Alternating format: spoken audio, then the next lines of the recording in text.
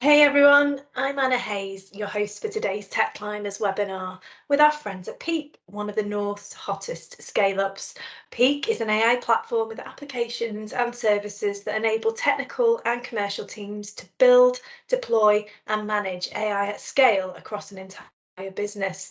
Peak has raised $119 million to date, and the team has grown rapidly to over 350 people across 6 offices worldwide. Tom Rivers joins me today from Peak, and Tom is the head of brand and category at AI Company. He joined the tech scale up in 2020 and has been pivotal to helping build their product marketing function and defining Peak's category positioning. Prior to Peak, Tom co-founded multi-award-winning technology company Formissimo, a venture-funded form and checkout analytics company. Customers included Capital One, Sainsbury's Bank, Experian, DFS and Hiscox. Tom has been an entrepreneur in residence at Ignite Accelerator, and he won the Institute of Directors Northwest Startup Director of the Year in 2016. So welcome, Tom.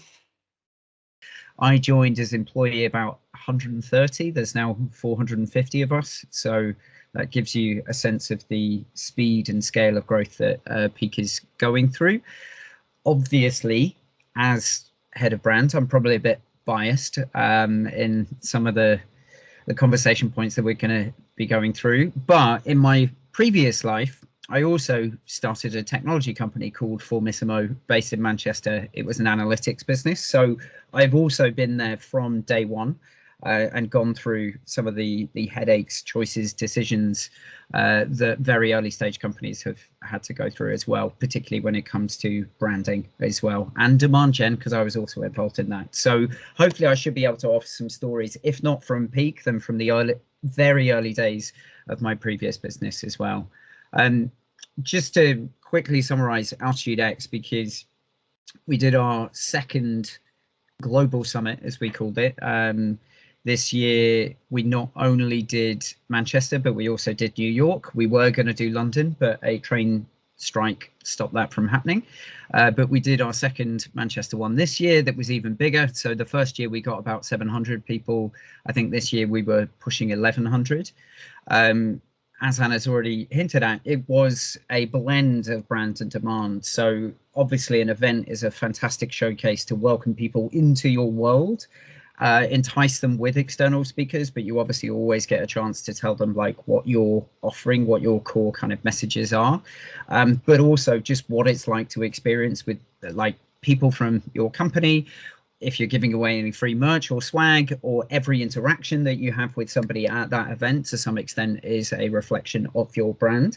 But we also have plenty of demand gen opportunities there. So this year we had an application that people downloaded that had the agenda for the day, but also every download, right, we got some records about who was there. There was also a couple of like activations in the event where people could show their interest by having their badge scanned, which led to further demand generation activities that happened post-event as well. So this time around, we had both demo booths of our products that people got, but also we released Anna, I feel like we learned a lot from you. This time we did a decision intelligence maturity report that we launched, and we brought that to life as like a walkthrough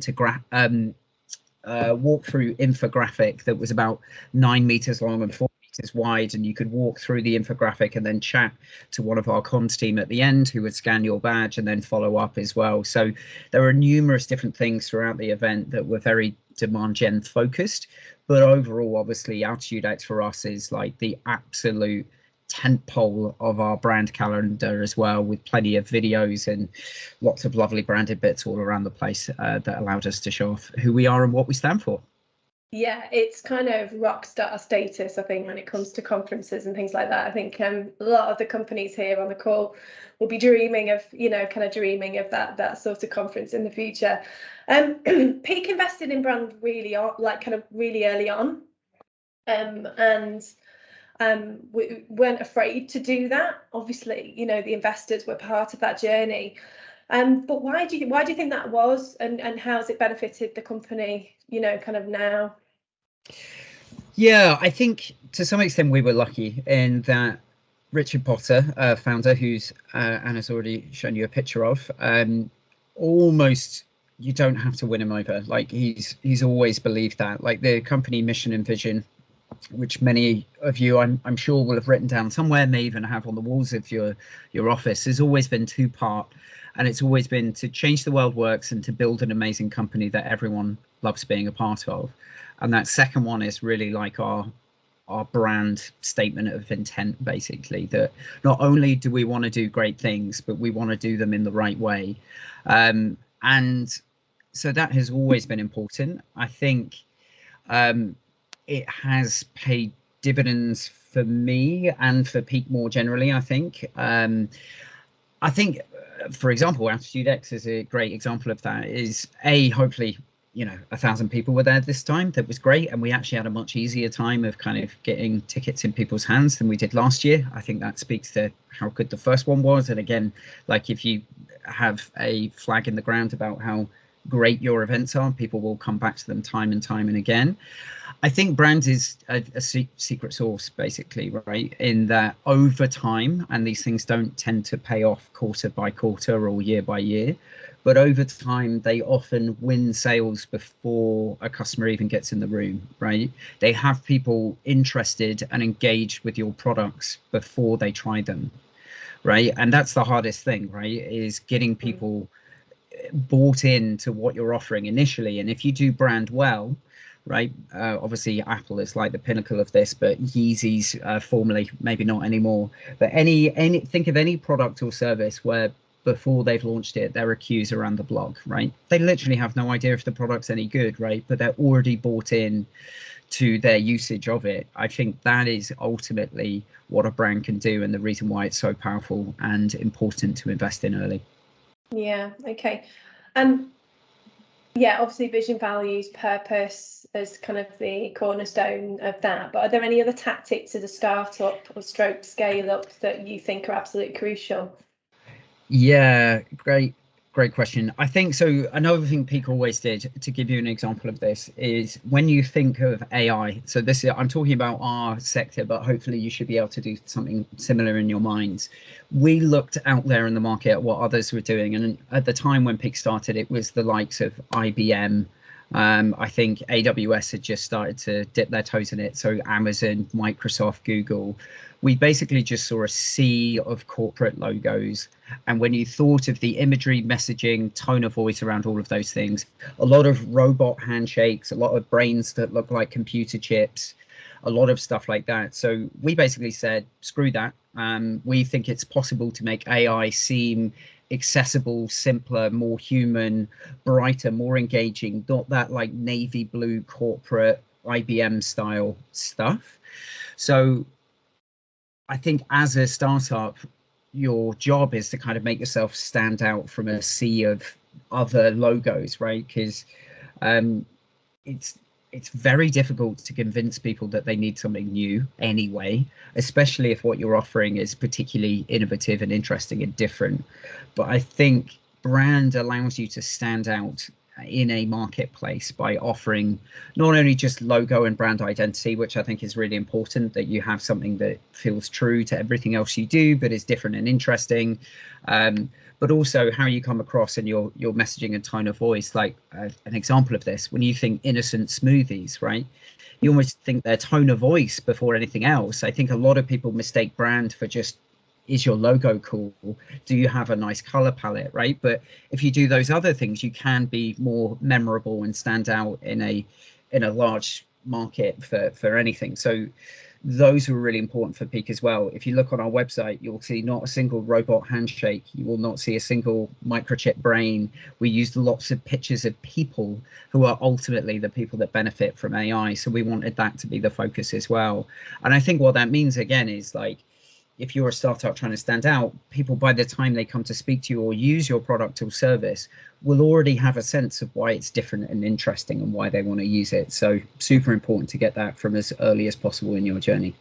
Yeah, and I think it can be easy to think, oh, because we're a startup, we'll just go and make ourselves look like the big girls and boys, kind of in the space. It's it's quite easy to say, oh, that's what I need to do, to be trusted. And I think what I'm hearing is the opportunity is to not do that, you know, is to stand out, as you say. And we had a really good question actually from James Chapman, who's the co-founder at Decently, one of the companies registered today. He was saying, you know, kind of when you have a company name, so Decently is James's company name, and a product name, so his product name is Mellow. Which do you find it's best to lead with for investors and customers and users? Oh my, I have a hell of a story about this, because I'll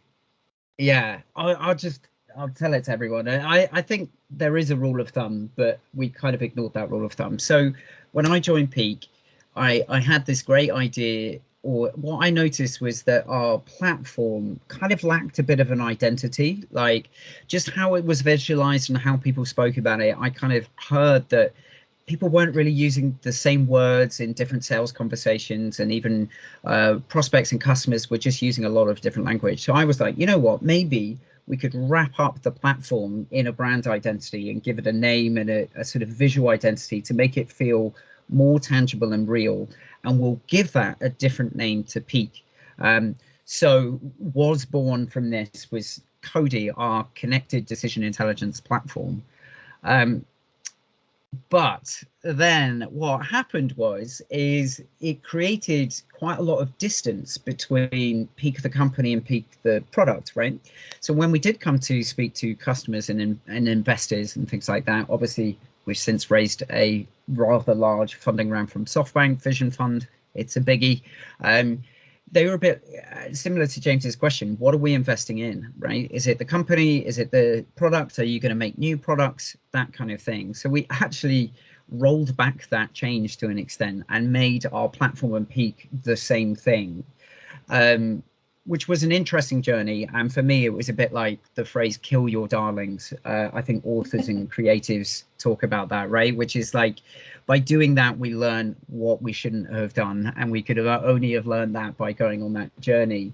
I think the rule of thumb is basically something along these lines, which is like, if right now you already know you're going to make lots of distinct, well-defined different products over time that do a job, you can call them different names, right? So two great examples of this are Apple and Adobe, right? Adobe, Photoshop, Lightroom, After Effects, right? That company makes a variety of products that do one job brilliantly. Apple, Watch, iPod, iPhone, right?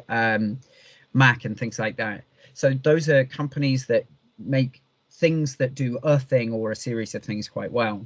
But if your company might change, evolve, and offer a broad range of things under the same like broad umbrella, you probably want to keep your product and your company name the same. So when you log into Slack, you are not logging into Slack's thing. They're like chat, right? You are just logging into Slack. If you log into Salesforce, if you log into HubSpot, right, you are logging into the company itself, and that thing offers a variety of stuff, but it all falls under that umbrella. Whereas if you're making distinct things that do one job very well, that's when you probably want to wrap a product name around it. But honestly, I've only learned that in the last year or so, and it took us a lot of mistakes and a lot of time, effort, and energy to get to that conclusion. It's not an easy. That's part of it, though. Yeah, you've got to try new things, and I think and there's some brilliant insights there, you know, around having tried it. Just a quick reminder to everybody: if you do want to ask a question, please do post it in the Q&A section. I can see it, and I will ask.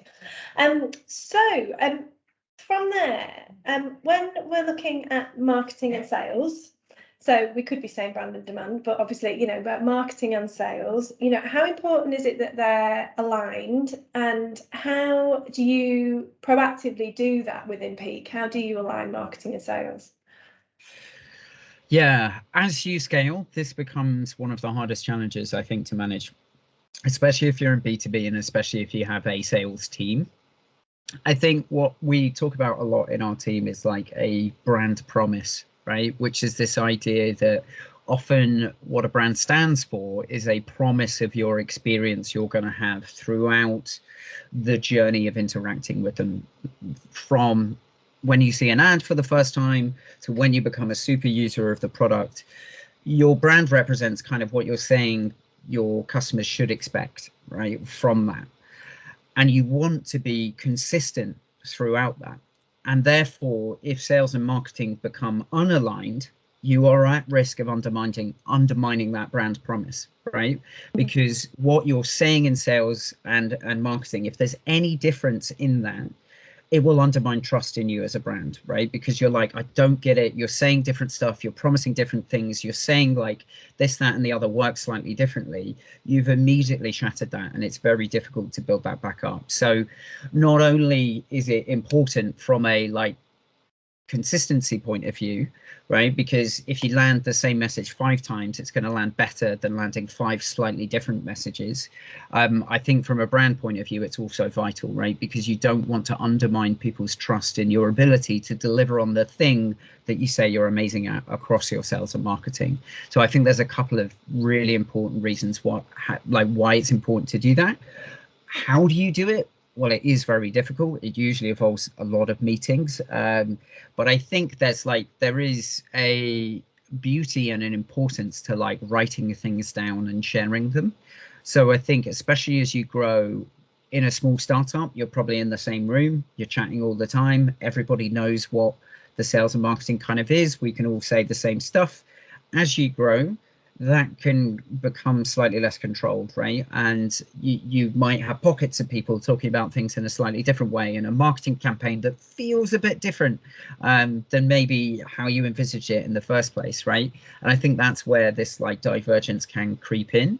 I think regular kind of meetings and updates and things like that are important, but having like a single source of truth, i.e. you write it down, is really important. The other thing that allows you to do is really get it right. You know, taking a chisel or a scalpel to, individual aspects of what you do. What's the tagline? What's the descriptor? For everything that you do really forces you to get quite punchy with how you describe those things. Can you do it in a sentence, basically? Can you do it in 5 words?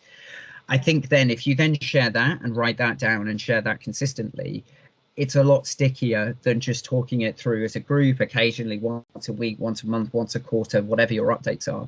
Doing the work to get it written down and shared, I think, is a great way to do that across sales and marketing. Great. No, I think that's loads and loads of good tips there. And it can be really hard when there's so much going on to write things down, because it's easy, it's easy, isn't it, to be running from one meeting to the next and to be, but certainly we've seen the best teams we've seen do it are able to grow teams. They're able to kind of take one thing out and work it well.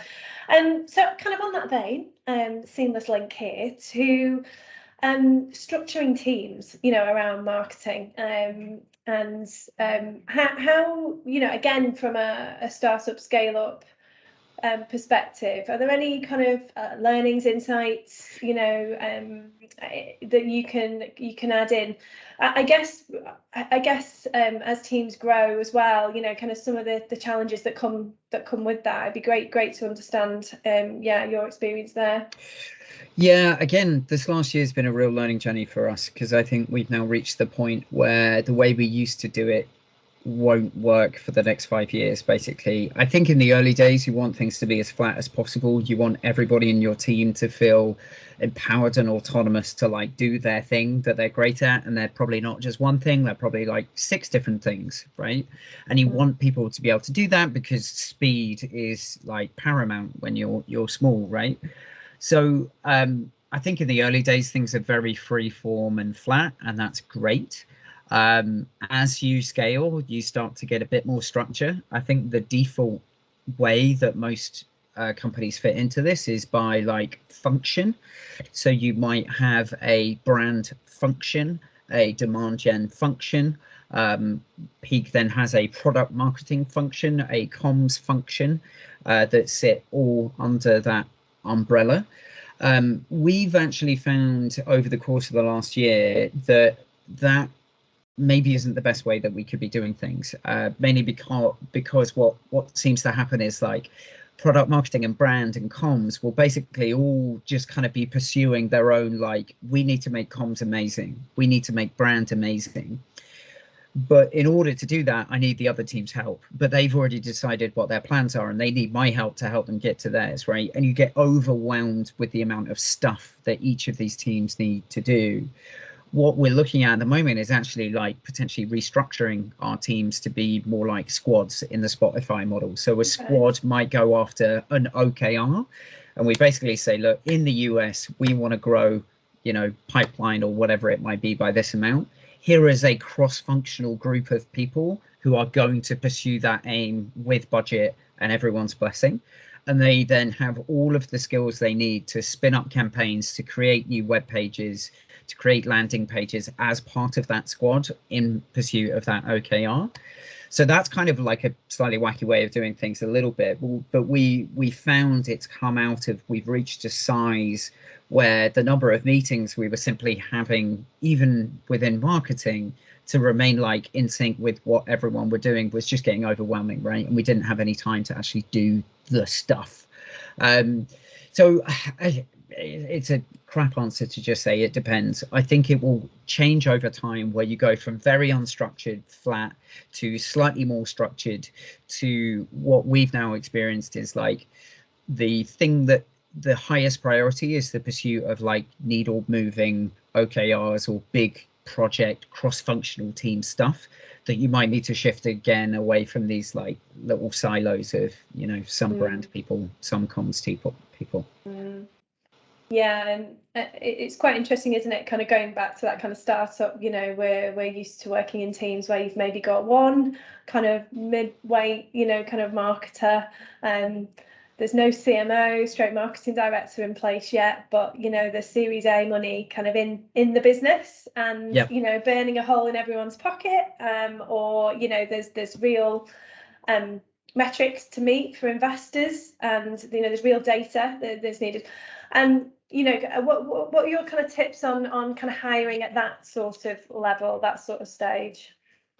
Yeah, it's a really good question. I think again, what's been interesting over the course of the last couple of years is we've definitely gone from generalists to specialists.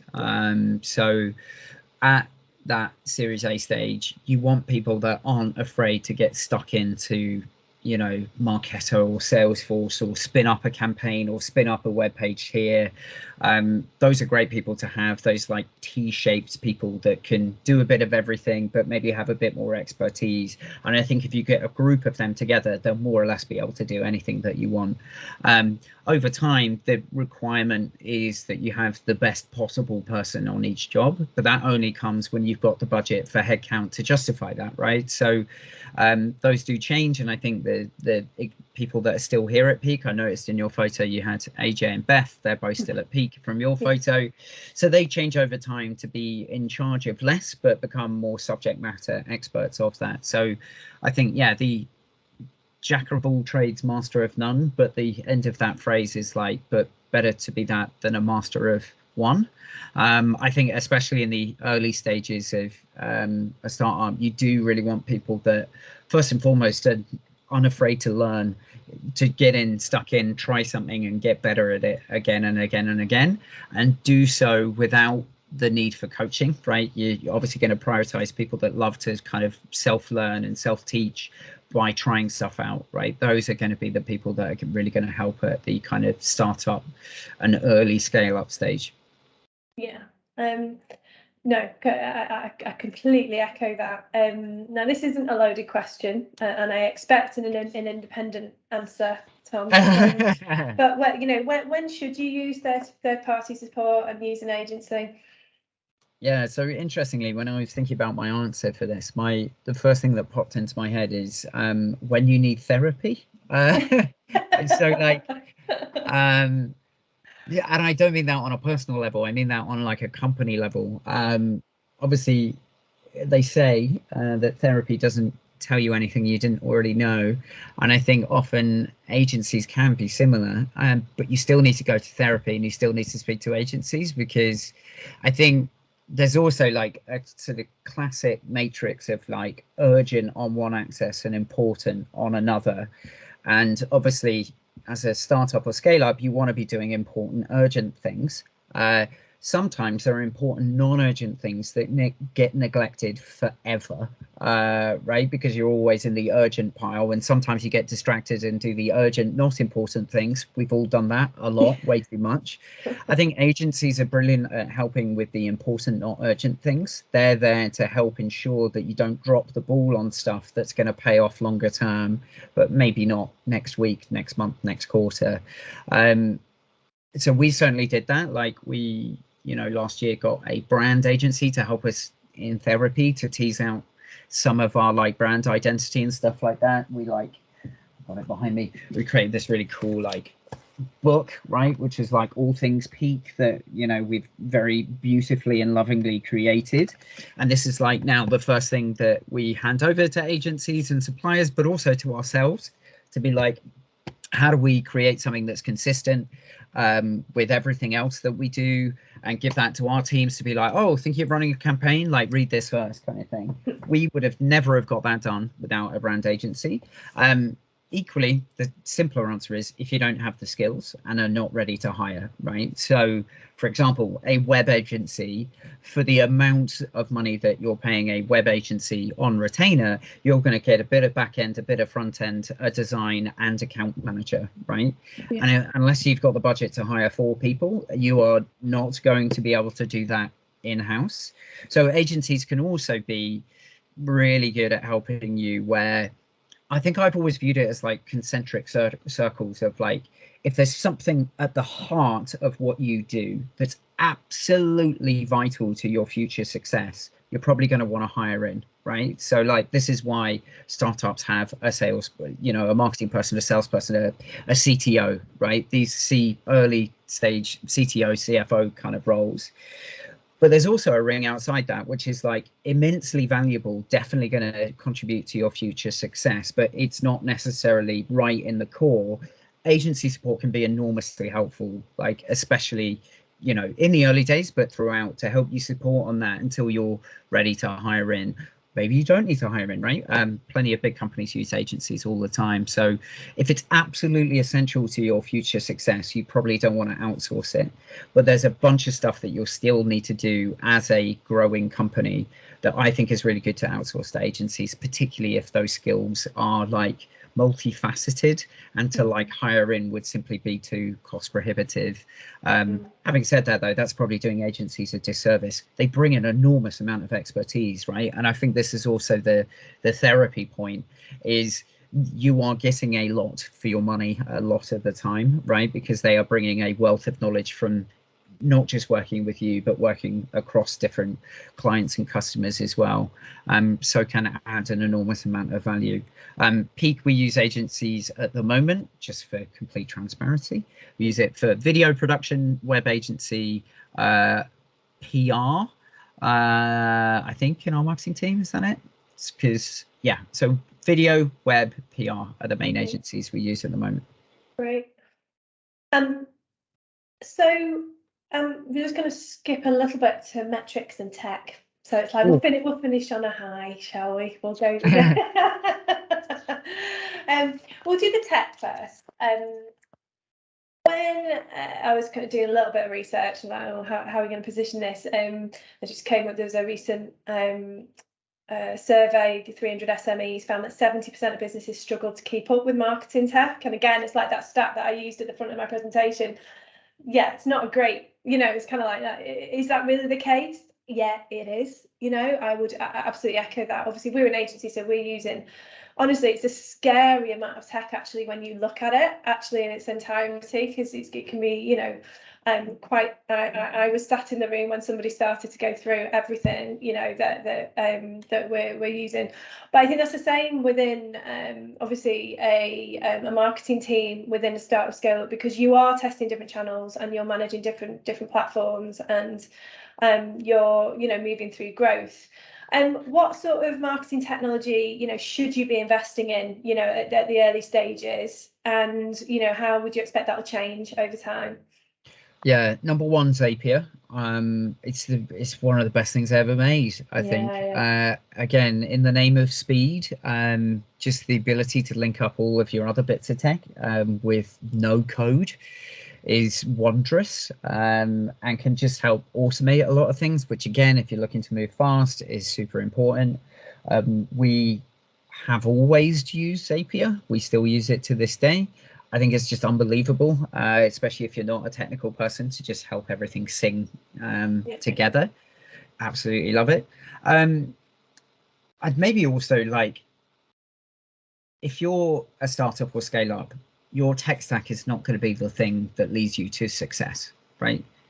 Your product and how it's positioned and messaged to the world is going to be much more effective. Product market fit is probably a phrase that you're all aware of. No amount of cool new technology is going to fix that, right?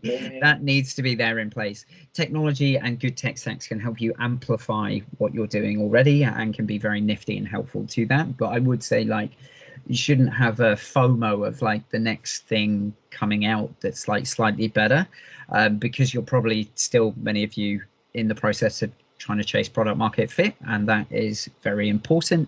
A lot of the stuff you do in the early days also doesn't scale, and I think that's fine. That's part of it, right?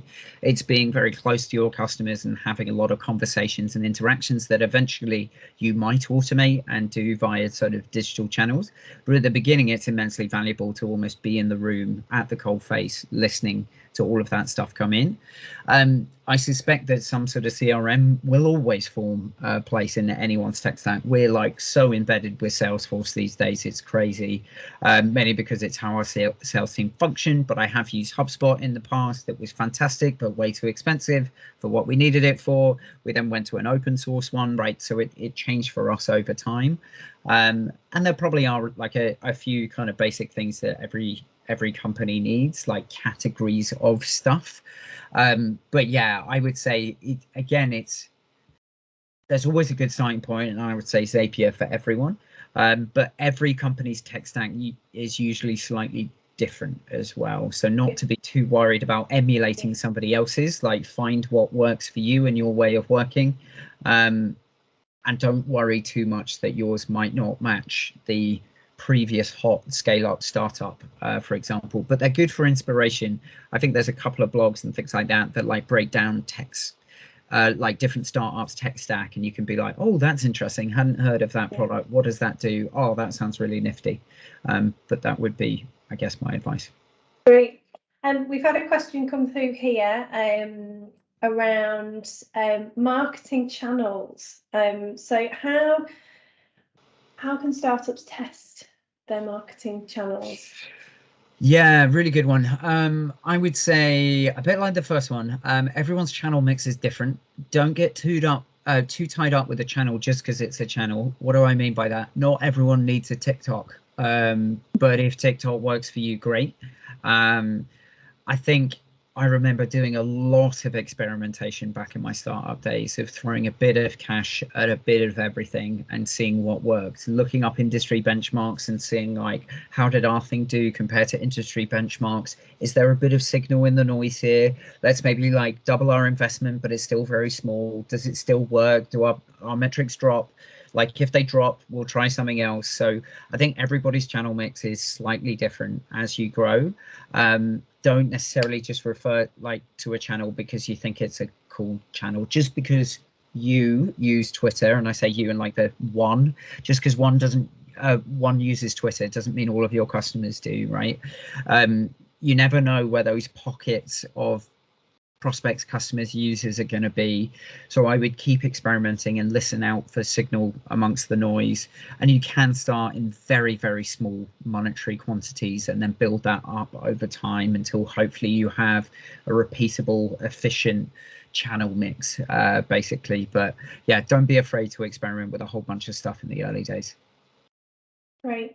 And I guess just leading on from that, then the metrics kind of question and metrics. What metrics matter to you at the moment? Because I know for me it changes.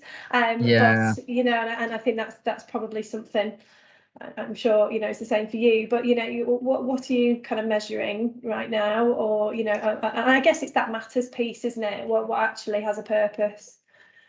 Yeah, so we have, I think, like, I'm going to say three, but they're kind of in two parts. One is like a fairly data driven one, which is we just have a pipeline number, right? So as a function, it is ultimately our responsibility to bring sales into the business. And we need to hit, given our ambitious growth targets, a certain amount of that funnel has to come in order for sales to hit their number. So that is a very demand gen figure that we use and talk about a lot. At the other end of the customer spectrum, we also have CSAT and NPS scores. So we survey our customers regularly. That is a number that we obsess over, how we can service our customers to ultimately deliver on the brand promise that, you know, we promised them at the beginning. So we talk about that and how that's changed and the reasons why, as well as some of the great qualitative feedback that our customers give us all the time. So those are kind of bookends of that side of things. We also do engagement surveys every quarter internally about what it's like to work at Peak. And there's a bunch of questions around there. You know, do you still enjoy remote working? How often do you come into the clubhouse? What would make your life and job better? But there's a question in there that's been the same for years, which is basically like, how much do you love working at Peak, right? And it's a scale of 1 to 5, and that is tracked over time. It's really interesting that, you know, during the first lockdown, that like took a dip. Everyone was having a hard time adjusting to that. But that is a metric that is given as much airtime internally as the other two, right? So remember that our mission was twofold, and one of them was like building a company that everybody loves being a part of. We also obsess over that, and in my team in brands, we also see that as part of our responsibility, right? Is brands is not just an external thing. When you interact with it, pardon me, I've got your frog. When you interact with any peaker, that is an engagement with a brand, and happy people, our team, are also going to make that brand experience better, right? So it's really important that we all love our jobs and our roles and working at Peak as well. So those three, we sort of bookend the like sales and marketing side of things, but we also have an internal one because we don't want to build a company where everybody burns out. There's a lot of staff turnover, everyone hates it, etc. as well. Right. I'm going to go to last question from the audience. Actually, it's a really, really good one. So have you got any predictions for marketeers in 2023? Yeah, personal philosophy, I hate predictions. The future is unknowable. I'd be making it up, but I will give it a go. So one's like a little tidbit. I think short form video seems to be shit hot right now, right? Everyone's doing it. Everyone's copying TikTok. Instagram desperately is with Reels, right? Seems to be a thing that more and more brands are engaging with successfully. Again, only if it suits your brand though, right? So like if you have the ability to do something interesting, engaging, funny, humorous, you know, short form video is a cool way of doing it. It doesn't mean everyone has to do it. The one that I feel like is more of a sort of long-term trend, and I reckon is set to continue, is like, I feel like employer brand is becoming almost as important as regular brand, right? And to use an example of this, I feel like over the last 2 years, Brewdog has fallen completely out of favor, and it's had nothing to do with the stuff that they make, right? It has basically been to do with culture, right? What is it like to work at Brewdog, and how do they treat their staff and employees? And because that has reached the headlines for not great reasons, their overall brand has suffered, right? And I think that's an ongoing thing where people are like, they're taking like, it's like greenwashing or the equivalent or of that, where if you are promising something amazing, shiny, wonderful as part of your marketing, but stories leak about awful culture, that is super, super important to address and make sure that you are not building a toxic workplace.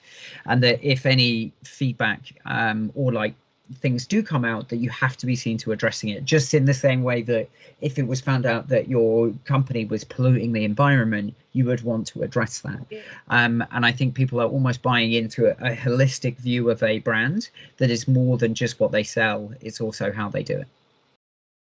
Amazing. Tom, I can't thank you enough. There's been some brilliant insights in there, packed into 45 minutes.